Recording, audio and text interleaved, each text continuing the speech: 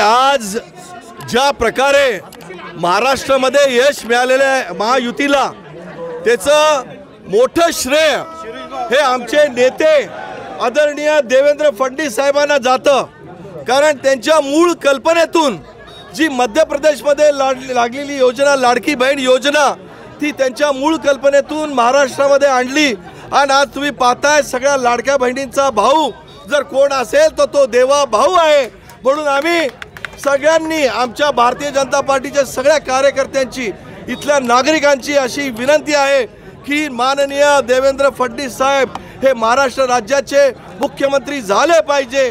असं साकडं आम्ही शहरातलं सगळ्यात जुनं मंदिर मारुती मंदिर, हनुमान मंदिर इथे आम्ही आरती करून देवाला साकडं घातलेलं आहे की त्यांच्या पुढे येणाऱ्या सगळ्या अडीअडचणीला मात देऊन विकास पुरुष ज्यांनी विकासाची गंगा महाराष्ट्रात 2.5 वर्षात आणली अशा देवेंद्र फडणवीस साहेबांना मुख्यमंत्री करून परत एकदा महाराष्ट्र नंबर 1 वर न्यावा यासाठी आम्ही आज या मारुती चरणी आम्ही दर्शन घेण्यासाठी आलो।